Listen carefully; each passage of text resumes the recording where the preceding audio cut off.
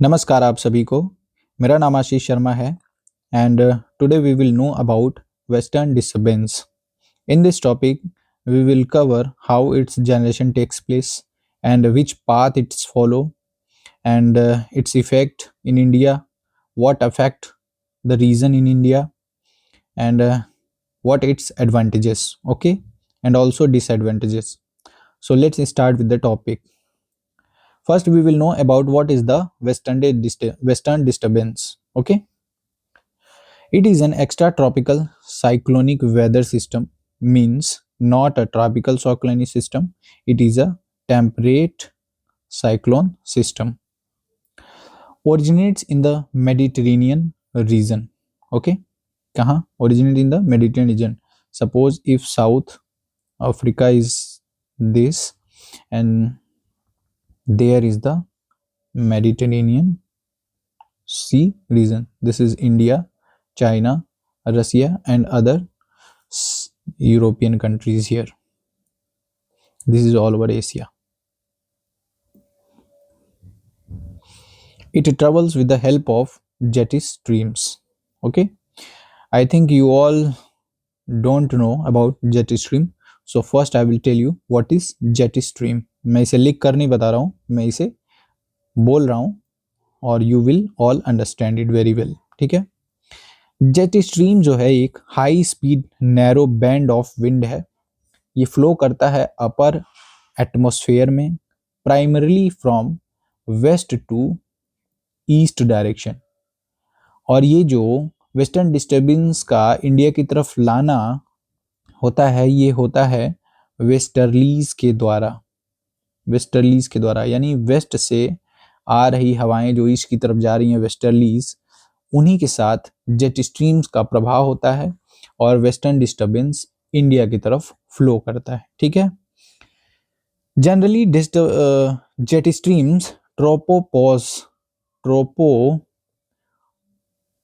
के पास होता है, means the line above stratosphere and below troposphere, this is the tropopause line. ये वहां पे फॉर्म होता है। ठीक है, nearly 18 kilometre above. Okay, jet stream का जो विंड है वो लगभग 150 से 400 किलोमीटर पर आवर होता है। ठीक है, और ये विंड में बहुत ही स्ट्रांग हो जाता है। ठीक है, बहुत ही स्ट्रांग हो जाता है, यानी विंटर सीजन में ये विंड में बहुत ही स्ट्रांग हो जाता है। ठीक है, ठीक है। और जो है ये मिएंडरिंग पाथ को फॉलो करता है। ठीक है, यानी जेट स्ट्रीम्स जो है वो कुछ इस तरीके से फ्लो करता है। ठीक है, जिस पाथ को ये फॉलो करता है, मिएंडरिंग पाथ को, उसी को नाम दिया गया है रॉसबी वेव्स। ठीक है, ये रॉसबी वेव्स के पाथ को फॉलो करता है, जिसे जेट स्ट्रीम कहते हैं। ठीक है, दो तरीके की जेट स्ट्रीम्स होती हैं। एक होती है पोलर में दो होती हैं, और दूसरी होती हैं सब ट्रॉपिकल जेट स्ट्रीम, यानी दो सब ट्रॉपिकल और दो पोलर, कुल मिला के 4 तरह की जेट स्ट्रीम्स होती हैं। ठीक है, इसका फॉर्मेशन होता है जब कोल्ड एयर मास और वार्म एयर मास आपस में कंबाइंड होते हैं with the effect of Coriolis effect, तो इसका फॉर्मेशन होता है। ठीक है, ये इंडियन मॉनसून पैटर्न को भी चेंज करता है। चलिए, जेट स्ट्रीम के बारे में हमने बता दिया।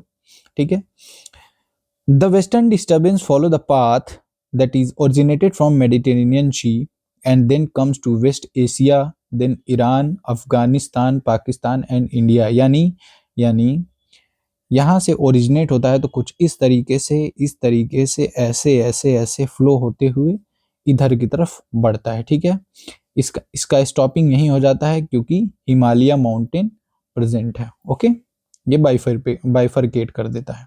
ठीक है, it's active during January to March, यानी अभी तो जनवरी चल रहा है और जनवरी से मार्च के बीच में ये एक्टिव होता है। मोर स्ट्रॉन्ग इन फेब, यानी जो बारिश होती है वो nearly last of January and mid of February बारिश होती है, mainly in the winter season in India. चूंकि इस टाइम में जो इंडिया में विंटर सीजन होता है, इसीलिए ये विंटर सीजन में इंडिया में देखा जाता है। एरिया कौन कौन से अफेक्ट होते हैं? Jammu and Kashmir, Himachal Pradesh, Uttarakhand, Punjab, Haryana, western part of Uttar Pradesh, Rajasthan and Delhi. Means all over northern India, northern India. ठीक है, कैसे?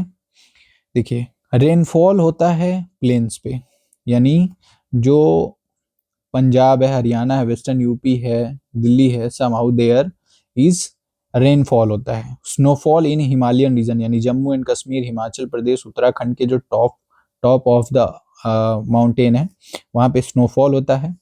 फॉग होती है, कोल्ड वेव्स आता है इनकी वजह से, हेल स्टॉर्म होता है, ये सारे बहुत ही कॉमन हैं। ठीक है, इफेक्ट्स हैं इसके। इम्पोर्टेंस क्या है?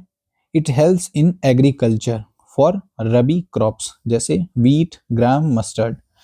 गेहूं के खेतों में पानी बार बार चलाना पड़ता है, ठीक है, ताकि वो पनप जाए। ठीक है, वही इसका समहाउ मस्टर्ड एंड गेहूं एक साथ बोए जाते हैं। ठीक है, कपल्ड क्रॉप। ओके, दूसरा इंपॉर्टेंस है ग्लेशियर न्यूरिशमेंट, जैसे रिसेंटली इन 2023 काराकोरम एनोमली हुआ था। मींस जो ग्लेशियर्स हैं उनमें बढ़ाव देखा गया है। ठीक है, इसके नेगेटिव इम्पैक्ट्स क्या हैं? अगर ज़्यादा बारिश हो गई तो क्रॉप डैमेज होगा। ठीक है, अगर ज़्यादा बारिश हो गई तो क्रॉप डैमेज होगा। एक्सेस स्नोफॉल हो गया तो एवलांचेस होंगे, लैंडस्लाइड्स होगी, किसके? ग्लेशियर्स के। एवलांचेस होंगे ग्लेशियर के, लैंडस्लाइड्स होगी बर्फ़ की वजह से। अगर हेल स्टॉर्म ज़्यादा हो गया तो फ्रूट्स का नुकसान होगा, वेजिटेबल्स का नुकसान होगा। उसके बाद हिमालयन रीजन में ट्रैवल डिस्ट्रप्शन होगा। ठीक है, चलिए, वेस्टर्न डिस्टर्बेंस और मॉनसून में डिफरेंस क्या है वो देख लेते हैं। क्योंकि ये दोनों सेम नहीं होते तो डिफरेंस क्या है? टाइप में बात करें तो western disturbance extra tropical cyclone है और मॉनसून ट्रॉपिकल विंड सिस्टम है। ठीक है, इसका ओरिजिन वेस्टर्न डिस्टर्बेंस का मेडिटेरेनियन सी रीजन में होता है, मॉनसून का ओरिजिन इंडियन ओशन रीजन में होता है। रेनफॉल जो है ये विंटर सीजन में होते हैं और इसका रेनफॉल जो है समर सीजन में होता है। ठीक है, it is controlled by westerlies with the help of jet stream and monsoon system is controlled by trade winds. Monsoon system हमने आपको बहुत ही डिटेल बताया है, इस वीडियो के रिलेटेड वीडियो में मैं ऐड कर दूंगा, उसे आप जाके देख लीजिएगा। Okay, I think you all understand it very well. ठीक है, वेस्टर्न डिस्टर्बेंस की जो बारिश है वो अभी हमें देखने को मिलेगी generally Feb and last of January. ठीक है, इसके नुकसान क्या है, इसके फायदे क्या हैं, हमने आपको बता दिए। ठीक है, प्रॉपर नोट्स के थ्रू है। I think you all understand very well. Thank you very much.